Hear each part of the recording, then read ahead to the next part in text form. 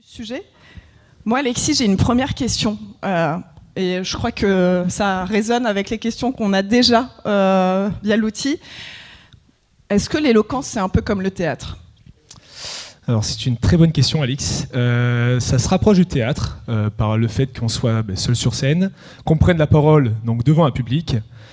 Par moments, il y a des prestations d'éloquence qui vont être proches donc, avec une mise en scène. Vous avez déjà vu des politiciens ou peut-être des images de concours d'éloquence où les gens arrivent et ont vraiment ce côté « Bonjour, mesdames et messieurs, bienvenue ici, je vais vous parler d'un sujet qui me tient à cœur. » Et donc souvent, en fait, quand ils parlent de cette manière-là, il y a une partie un peu théâtralisée parce qu'on rentre dans un rôle, le rôle du débatteur, le rôle de la personne éloquente, sauf que dans les faits, la vraie éloquence, selon moi, mais bon, là après j'en reviendrai aussi sur les différents types de discours, mais selon moi, la vraie éloquence se distingue énormément du théâtre, parce que le théâtre, on est mis en scène, on est derrière un rôle, on se cache derrière un rôle, donc on n'est pas nous-mêmes à proprement parler, tandis que l'éloquence, on vient parler en étant à nu devant le public, en étant nous-mêmes. Donc en fait, on est à la recherche de l'authenticité. Donc en fait, dès qu'on prend la parole, c'est en notre nom qu'on s'exprime. C'est en notre nom et en notre personne. Alors après, bien sûr, il pourrait y avoir des exercices, des types de concours, où on va être amené à défendre une position que l'on ne pense pas forcément. Mais là où je veux en venir, c'est que la prise de parole, et Lévana en parlera tout à l'heure, la prise de parole dans le cadre de l'éloquence, c'est vraiment le but, c'est de venir défendre une idée avec ce qu'on est, avec qui on est, en étant le plus sincère possible. Et c'est en étant le plus sincère possible qu'on est capable ensuite de convaincre les gens et de persuader. Et donc moi, je vous encourage, là je passe un petit mot au passage, je vous encourage, quand vous prenez la parole, quand vous faites un exposé ou ce genre de choses, à rester un maximum vous-même et à venir avec tout ce que vous êtes, donc vos particularités, votre style d'expression, ce genre de choses, parce que c'est ça qui va faire la différence. Et quand on prend la parole, et dans les concours, en fait, ce qui marche le mieux, c'est les personnes qui s'expriment avec leur cœur. Alors bien sûr avec des techniques qu'on apprend à l'éloquence forcément, mais qui s'expriment en étant eux-mêmes, et c'est ce qui marche à chaque fois. Donc c'est là la distinction en fait avec le théâtre, c'est qu'on est vraiment nous-mêmes. Au théâtre, on se cache derrière un rôle. Voilà. Parfait, merci Alexis. Il y a différentes formes de concours d'éloquence, tu me disais. Exactement. Donc là, vous en avez vu une forme, alors du coup la vidéo est partie, mais qui a un exercice très particulier, parce que globalement, les concours d'éloquence se caractérisent de la manière suivante. Donc on a un sujet, par exemple pour ou contre les notes à l'école, pour ou contre la peine de mort, donc qui sont des exemples très manichéens, donc un pour, un contre, et donc il y a un orateur qui va défendre le pour, et un autre qui va défendre le contre. Et donc chacun, ils prennent la parole, donc en moyenne 5 minutes chacun, pour défendre leur position et être le plus convaincant possible. C'est comme ça que ça se passe globalement. Et dans celui que vous avez vu, en fait, la particularité de celui-ci, c'est qu'ils ont seulement 10 minutes pour préparer leur prise de parole. Donc en fait, ils connaissent leur sujet que 10 minutes avant de passer sur scène, ce qui est ultra flippant. Et donc là, ce qui est intéressant, c'est qu'on est sur un exercice qui est plus uniquement travail préparé en avance et tout ça. On est vraiment sur une sorte à la croisée entre l'improvisation, on peut même dire aussi le stand-up, parce que on est obligé de s'adapter à tous les éléments de ce qu'on regarde, qu'on observe, et en fonction de ce que l'on voit, on va pouvoir se servir de ça pour agrémenter notre propos. Et c'est ça aussi l'éloquence. C'est ça aussi la prise de parole, c'est qu'en fait, on essaye de se nourrir un peu de comment en fait on dialogue, on discute avec le public, comment est-ce que les uns et les autres sont réceptifs, et en fonction, on adapte notre discours. Après, il y a d'autres types de... Nous, là, c'est un débat qui a vraiment l'objectif de travailler donc l'authenticité, ce que je vous disais, et le rapport au public pour que ça soit le plus sincère possible. Après, il y a des débats où ils ont carrément une semaine pour préparer leur sujet, qui sont un peu plus philosophiques, un peu plus écrits, et où là, du coup, il y a tout un travail, pareil, où on défend une position, alors il y a des sujets très particuliers, mais où du coup, on va écrire sur papier exactement ce que l'on veut dire. Et une fois le jour du concours, là, c'est des prestations de 10 minutes, donc c'est ce qui se passe avec Eloquentia notamment, et Lysias, et pendant 10 minutes, là, c'est une alternance entre... Vous savez, en fait, quand vous faites des exposés, parfois vous prenez la parole, mais vous avez des notes, et donc vous vous servez de vos notes, vous lisez, en même temps vous levez la tête pour voir, ok, est-ce que tout le monde suit, mais vous continuez à lire. Et en fait, ce genre de concours d'éloquence, qui sont les plus classiques en fait, c'est un peu ce registre-là, parce qu'en fait c'est tellement bien écrit, que du coup, il y a une sorte un peu plus d'interprétation de son texte, écrits qu'on retranscrit à l'oral. Donc ça serait peut-être la forme qui peut se rapprocher le plus du théâtre, mais qui est quand même dans la notion de défendre un point de vue. Très bien. Voilà. Alors Alexis, pourquoi c'est si chouette l'éloquence, ces concours d'éloquence? C'est si chouette parce que ça nous fait vivre des expériences ultra fortes. Et récemment, on a fait une prestation avec le lycée d'Aguin. Je crois que vous en avez qui sont là. Mais c'était pas ces jeunes-là, c'était des terminales, il me semble. Et donc eux, on n'a pas fait un concours d'éloquence en lui-même, on a fait une soirée d'art oratoire. Et c'était sur le thème de l'espace. Donc on avait appelé ça le grand oral de l'espace. Et donc là, ce qui était chouette, c'est qu'ils avaient que 2-3 temps de préparation, 2-3 heures, enfin 2-3 séances de préparation pour cet oral. Et ils ont été fabuleux. Mais vraiment fabuleux. Genre ils ont été capables de mobiliser toutes leurs ressources. En l'espace de la première prise de parole qu'ils ont fait à la dernière, ils ont leur confiance en eux qui a décuplé. Ils ont osé tester des choses. Ils ont osé aussi réfléchir et creuser le sujet sur lequel ils étaient assignés. Donc en fait, certains ont parlé de l'écologie et de l'espace, comme quoi c'était antinomique. D'autres ont fait carrément les showman en mode journaliste et ont fait participer le public. Oui, est-ce que vous pensez que c'est bien de partir dans l'espace? Et du coup, le public devait répondre et tout ça. Donc du coup, il y avait une vraie connexion qui se créait. Donc en gros, l'éloquence, pourquoi c'est si chouette? C'est que même si au début, ça nous fait flipper, on vit des expériences et des émotions incroyables. Vraiment. C'est bourré d'adrénaline. Et puis on apprend plein de choses, je crois, non? Tu m'as dit. Totalement. On apprend énormément de choses parce qu'en fait, comme on est sur des sujets spécifiques, comme je vous l'ai dit, donc l'espace, l'engagement, les ODD, en gros, ça nous pousse, comme on doit défendre une position, ça nous pousse déjà à travailler la position qu'on doit défendre. Donc voilà, moi je suis pour les notes à l'école, donc du coup je vais réfléchir sur ça. Machin. Mais en même temps, pour pouvoir au mieux défendre cette position, mais il faut aussi comprendre quelle est la position adverse. Et du coup, essayer de comprendre quels pourraient être les arguments que va avancer l'équipe ou la personne en face pour pouvoir contre-argumenter derrière. Donc en gros, ce qui est intéressant dans cette discipline, c'est que, ok, on travaille notre confiance en nous, on sait à mieux s'exprimer, à avoir un peu plus de pouvoir dans notre parole, mais en même temps aussi, ça nous aide à comprendre l'autre, à mieux cerner un peu ce qu'il peut penser, à savoir en gros que le monde n'est pas soit noir, soit blanc, mais du coup il est plus complexe, et ça nous invite justement à nous questionner, à réfléchir justement sur ces rapports, sur ces questions, et qu'à chaque fois en fait, il y a des nuances à apporter en fonction de nos positions. Et moi ce que j'aime beaucoup, juste pour conclure ça, sur ce point-là, c'est que grâce à l'éloquence, personnellement, moi, ça m'a ouvert encore plus l'esprit que je pensais l'avoir déjà ouvert, et du coup ça nous invite à comprendre les gens dans toute leur pluralité, et on n'est plus dans ce registre où on juge sans savoir, on va d'abord chercher à comprendre avant de tirer des conclusions. À écouter, à s'adapter, j'imagine. Totalement, s'écouter, s'adapter, et ça c'est la base en fait de nos ateliers. Quand on commence l'éloquence, et de toute façon Lévana, je pense qu'elle pourra en parler 2 minutes, la première chose qu'on fait, c'est déjà créer un groupe et travailler l'écoute. Donc l'écoute, c'est là que moi je vous écoute, je regarde qu'il y en a qui sont plus ou moins avec moi en ce moment, d'autres qui sont vraiment attentifs et qui regardent vraiment sérieusement, d'autres qui sourient, tout ça. Bref, en fait, c'est ça l'écoute. C'est pas uniquement l'écoute orale, même si c'est essentiel, parce qu'en fait, si vous voulez bien répondre à quelqu'un, vous êtes obligé de bien écouter la personne qui vous parle. Mais du coup, l'éloquence, ça travaille toute cette forme d'écoute. En fait, ça vous invite à être vraiment dans le moment.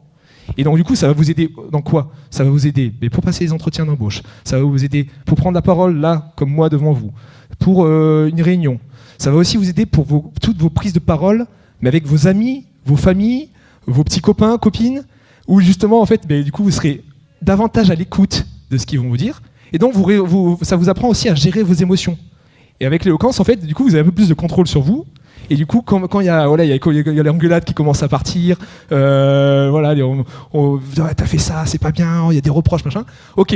En fait, avec votre expérience de communication, vous allez faire. Ok, donc là, je comprends qu'elle comprend pas trop ma position. C'est pas grave. Moi, j'essaye de me mettre à sa place. Et donc, du coup, je vais répondre en fonction, en étant le moins dans l'émotion possible, pour justement qu'on puisse avancer et qu'on puisse mieux se parler. Alexis, je crois que je commence à comprendre les intérêts de l'éloquence, mais si moi j'ai pas du tout confiance en moi, est-ce que c'est vraiment fait pour moi? Parce que je vois que tu es super à l'aise là devant la salle, mais quand on n'a pas confiance en soi?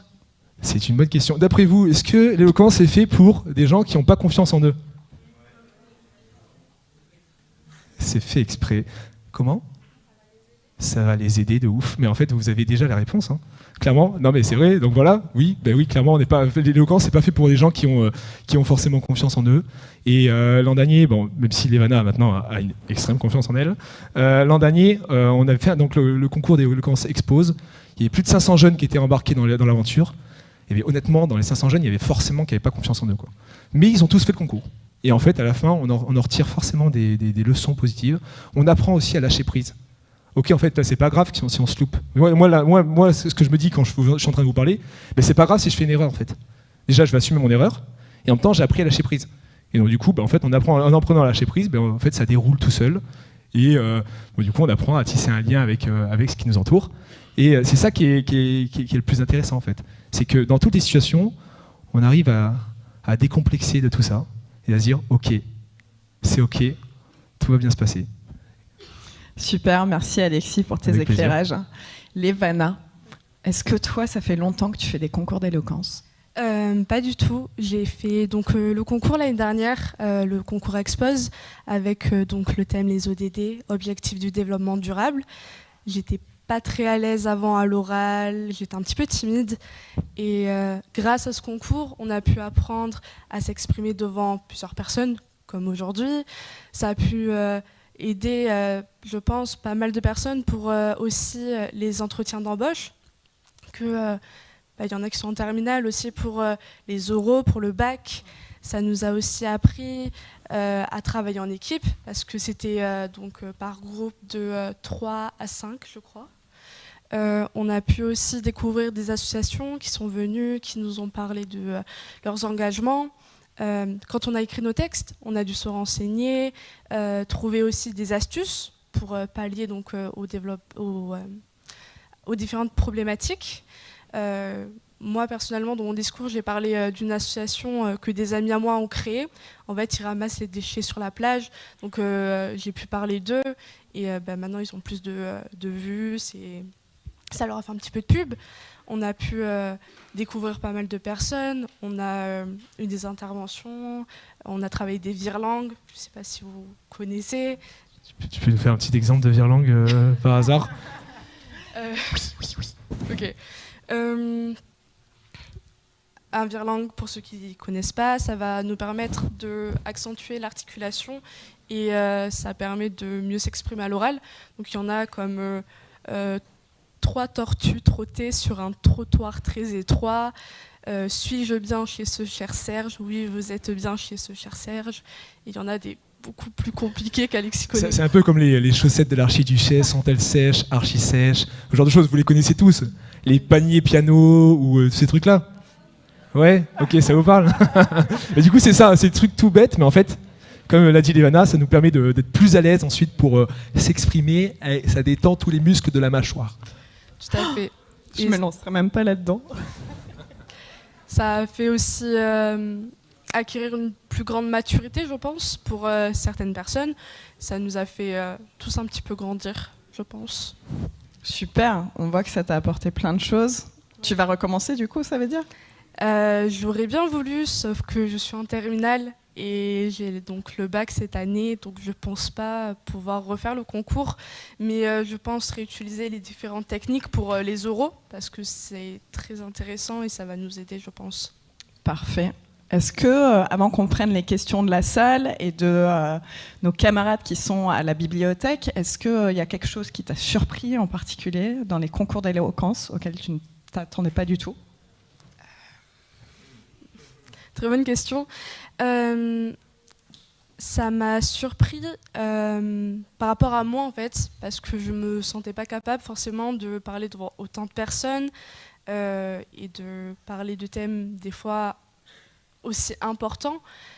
Et ça m'a surpris. Maintenant, je suis capable de parler de sujets qui me tiennent vraiment à cœur et je peux mieux poser mes opinions. Levana, merci beaucoup. C'était super. On va prendre les questions. Ouais, Est-ce qu'à la merci. bibliothèque, il y a des questions? Alors, on a énormément de questions, donc je pense qu'il y aura énormément de personnes intéressées. On donnera les contacts à la fin. Il y Première aura le question, stand donc, aussi. il y a les stands. Côté bibliothèque, si vous avez des questions, vous pouvez aller directement sur le stand. J'essaie de compiler un peu, du coup. Première question, donc on a parlé de la difficulté de prendre la parole quand on n'a pas forcément confiance en soi, mais aussi quand on a des difficultés d'articulation. Donc vous parliez des exercices pour articuler l'archiduchesse, etc. Quand on est dyslexique, comment on peut apprendre à prendre la parole, voilà, quand on a des difficultés d'expression. Donc l'année dernière, dans mon équipe, il y avait un de mes camarades. Pardon, j'ai juste pour la régie, est-ce qu'on peut augmenter un peu le son du micro, s'il vous plaît? Merci. Donc l'année dernière, lors du concours, il y avait un de mes camarades qui avait un cheveu sur la langue et il a beaucoup fait de virelangue pour s'entraîner à articuler. Aussi, il y avait une question sur le fait d'être dyslexique. Je suis dyslexique, je suis dysorthographique aussi. Pardon. Et ça m'a pas empêché de faire le concours. Au contraire, ça m'a plutôt aidé. Super. Est-ce qu'il y a d'autres questions? Alors, une des premières questions que je trouvais assez intéressante, c'est au début on disait est-ce que l'éloquence c'est le théâtre ou pas? Donc vous avez dit plutôt non. Mais est-ce que c'est pas un peu de la manipulation? Ouh là là, ça c'est une bonne question. Ça dépend, en fait, c'est souvent assimilé à la manipulation parce qu'en fait, dès qu'on commence à maîtriser la prise de parole et donc toutes les techniques qui vont avec pour attirer l'attention, pour convaincre et persuader, du coup, on pourrait se poser la question de savoir est-ce que c'est de la manipulation. Mais l'idée, c'est pas d'utiliser ça pour manipuler. Ou du moins, l'idée, c'est de convaincre ou de persuader pour des causes qui sont justes et que vous pensez justes et qui vont faire avancer la société. Mais derrière, ce qui est super intéressant en fait dans l'éloquence, c'est que ça nous aide à mieux comprendre et à mieux cerner les situations où on se fait manipuler. Et donc dans ces cas-là, de savoir rétorquer la manière la plus adéquate à la personne qui essaie de nous manipuler, à détruire un peu, à déconstruire aussi tous ces biais dans lesquels ils essayent de nous entraîner. Et donc c'est ça l'intérêt de l'éloquence aussi, c'est vraiment de comprendre quand est-ce qu'on se fait manipuler et aussi utiliser tous ces arguments pour des bonnes causes. Voilà. Est-ce qu'il y a des questions dans la salle? Oui, alors je crois que quelqu'un voulait poser une question dans la salle, j'ai reçu... Je peux passer avec le micro. Qui veut poser une question? Non, j'ai encore plein de questions. Hein, Alors vas-y, Claire. En attendant, et puis ceux qui n'osent pas forcément prendre la parole, vous pouvez les poser via le Slido aussi. Hein. Justement, comment apprendre à prendre la parole? Quelles sont les techniques pour être à l'aise en public? Oula, alors du coup là on a 3 heures devant nous. Vaste sujet. On va faire une petite conférence de 3 heures. C'est parti. C'est très large évidemment. Du coup c'est des choses qu'on va travailler ensemble, enfin qu'on travaille dans des ateliers, qui travaillent sur plusieurs semaines, voire sur une année. Voire on met du temps. Je crois qu'il y aura une question là-bas. On lève le doigt. Super. J'y vais. Super. Du coup voilà, l'idée en fait c'est il y a des manières de progresser. Donc d'un point de vue de la communication non verbale, donc comment on se positionne face à un public. Alors je ne vais pas vous donner tous les conseils bien sûr, hein, parce que du coup il y en a beaucoup trop, mais déjà en fait juste être donc bien ancré dans le sol, avec une sorte de fil d'Ariane qui nous tient, comme ça on est bien droit, on s'exprime, on n'a pas les mains comme ça, on se tortille pas dans tous les sens ou quoi que ce soit, non, on est bien ancré, on sourit, on regarde les gens qui y a autour de nous, on respire, parce que la respiration c'est essentiel. Si vous n'avez pas une bonne respiration, dans tous les cas vous allez avoir du mal à vous exprimer, et après du coup, déjà, rien que ça va vous donner une certaine confiance. Après, on apprend à mieux gérer nos mains, à comprendre en fait à quel point notre communication non verbale elle a du sens. On varie les intonations, on fait des ruptures dans notre prise de parole. On peut utiliser aussi différents types de registres de langue. Donc, registre de langue, c'est soutenu, correct ou totalement familier. Mais du coup, tout ça, c'est pour servir le message que vous voulez avoir derrière. Bref, il y a plein d'exemples, il y a plein de choses. Moi, ce que je vous invite, quoi qu'il arrive, ça sera après de me contacter ou de venir donc, sur le stand du RADSI pour qu'on puisse parler de tout ça. Et moi, vous rediriger vers des ateliers. Alexis, merci pour toutes ces astuces. La question? Alors, pour commencer, est-ce que pour faire des concours d'éloquence, il faut certains diplômes ou certificats comme le brevet Très bonne question. Il faut un bac plus 7 en prise de parole en public pour pouvoir prendre la parole. Non, je plaisante. Mais déjà, non, la preuve, là, tu as pris la parole. Tu étais au lycée, et là, tu as osé prendre la parole devant tout le monde. Donc déjà, rien que ça, félicitations. Et pour prendre la parole, pour faire des concours d'éloquence, il n'y a pas besoin de certification ou quoi que ce soit. C'est juste, voilà, j'en ai pas trop parlé d'ailleurs, sur le côté confiance en soi, mais il faut juste avoir du courage, de l'envie, et envie de se repousser un peu ses limites, de progresser. Et c'est la seule chose qu'il vous faut pour faire des concours d'éloquence. Après, bien sûr, il y a des concours qui vont être plus adaptés en fonction de si vous êtes étudiant, lycéen ou professionnel. Mais bon, quoi qu'il arrive, vous pouvez prendre la parole et faire des concours. Et est-ce qu'il y a des critères, est-ce qu'il y a quand même un minimum d'âge pour faire les concours d'éloquence ? Alors, suivant les concours, ça dépend des concours. Ça dépend les concours en fait. On a des concours qui vont être vraiment spécialisés étudiants, donc là il faut être étudiant. D'autres étudiants en droit, donc il faut être étudiant en droit. D'autres qui vont être comme nous, ouverts à tous les étudiants. Certains, je crois que c'est Eloquentia, c'est ouvert à tout type de public. Et on a des choses, on aimerait bien ouvrir un maximum aussi aux lycéens pour que vous puissiez, lycéens et peut-être collégiens, j'aimerais bien aussi, un de ces quatre, mais en tout cas ouvrir aux lycéens pour que vous puissiez faire, vous aussi vous exprimer, parce que c'est important de faire ça. Alors il y a des questions, sur quels sont les critères pour gagner le concours. Alors est-ce que il faut être le plus convaincant, et qu'est-ce qu'on gagne? On gagne pas mal de chocolat, des bouteilles. Beaucoup de reconnaissance. Et surtout de la reconnaissance et de la gratitude. Et ça c'est chouette. Non, ça dépend des concours, évidemment. Ça dépend des concours pour Expose, par exemple. Levana, qu'est-ce que vous gagnez si vous gagnez Pour Expose, l'année dernière, il y avait donc, pour la première place, c'était une semaine à Paris, où ils visitaient, ils allaient dans des restaurants, ils visitaient... je crois, le Parlement. Pas le Parlement. Des monuments ? Des monuments et... visiter le Parlement. Oui. Pour la seconde place, c'était, je crois, un week-end. Et après, pour la troisième place, c'était une visite d'une forêt dans les Landes, il me semble. Oui, c'est ça. Et en gros, là, on s'était adapté bien sûr au Covid, parce qu'on ne pouvait pas partir très loin, mais sinon, dans les faits, la première année pour le concours Expose, c'était un voyage à New York. Les vainqueurs, ça va, c'est pas trop mal, pas trop dégueu. La deuxième place, c'était un voyage à Bruxelles, au Parlement européen. Et la troisième place, c'était Paris. Donc ça en jette. Mais bon, par contre, c'est pas tous les concours qui vous permettent d'avoir des lots comme ça. C'est juste que là, il y avait beaucoup de moyens quand même financiers. Après, pour la plupart des lots, des concours, en fait, soit vous gagnez une petite récompense, un petit voyage, des gâteaux, des chocolats, des trucs dans ce style-là. Et surtout, beaucoup de reconnaissance. Voilà. Et surtout, le plus important, quand vous prenez la parole et que vous faites un concours, c'est surtout la satisfaction que vous avez après d'avoir fait ça. Et je pense que c'est le plus beau des cadeaux, parce que quand vous prenez la parole en public, vous avez envie d'une chose quand ça se termine, c'est de la reprendre à nouveau, parce que c'est juste une shot d'adrénaline incroyable.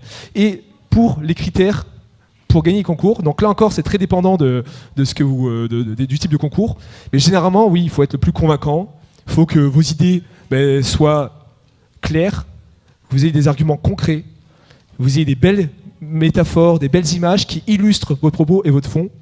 Et donc du coup, vous arriviez à générer de l'émotion chez les personnes qui vous écoutent. Et ça, c'est les trucs les plus importants pour gagner un concours. Mais pour Expose, il y a aussi la dynamique collective qui a un sens ultra important, parce que en fait, on vit en société, on vit dans un monde où il faut continuer à créer des liens entre nous.